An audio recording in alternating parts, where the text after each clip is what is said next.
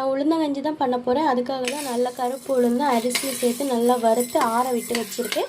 இதை இப்போ மிக்ஸி ஜாரில் சேர்த்து அரைச்சி எடுத்துக்கலாம்.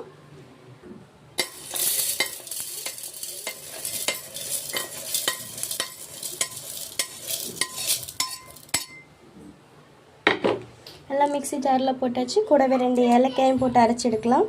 ஒரு சைடு தண்ணி வச்சுருந்தேன், அது நல்லா சூடாயிட்ருக்கு. மாவு நல்லா ஃபைன் பவுடராக அரைச்சி எடுத்தாச்சு. இதை இன்னைக்கு தண்ணியில் மிக்ஸ் பண்ணி எடுத்துக்கலாம்.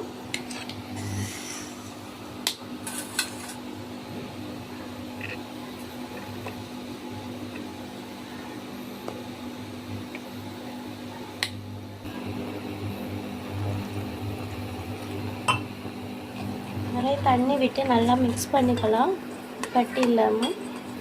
இந்த மாவே சூடாக தான் இருக்குது, அதனால தான் ஆவி பறக்குது. மிக்ஸ் பண்ணி எடுத்தாச்சு, கட்டி எதுவும் இல்லை. இந்த சைடு தண்ணி நல்லா கொதிச்சிட்ருக்கு. இப்போ மிக்ஸ் பண்ணிடலாம்.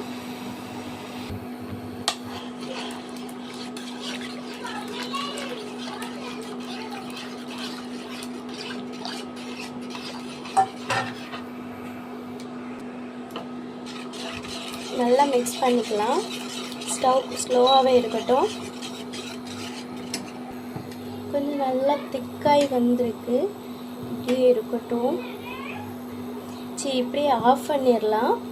தியா குட்டிக்கு வந்து இப்படியே கொடுத்துடலாம். அவ்வளோ உப்பு போட்டு கொடுத்தா தான் குடிப்பா, அதனால அவளுக்கு ஃபஸ்ட்டு கொடுத்துடலாம். தேங்காய் போட்டாலும் குடிக்க மாட்டாள்.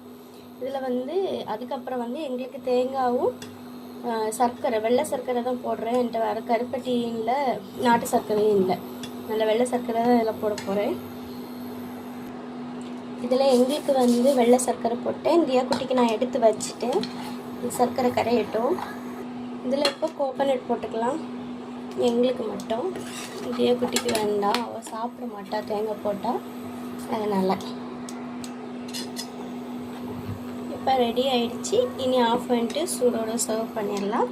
இது எப்படி இருக்குன்றதை கமெண்டில் சொல்லுங்கள். எனக்கு தெரியும் இது அன்ஹெல்தி தான்னு. நாட்டு சர்க்கரையோ கருப்பட்டியோ போட்டிருந்தா தான் இது ஹெல்த்தியாக இருந்திருக்கும். இப்போதைக்கு என்கிட்ட இல்லை, அதனால தான் நான் ஒயிட் சர்க்கரை போட்டிருக்கேன். தியா குட்டிக்கு மட்டும் அப்படியே எடுத்துக்கிட்டேன்னா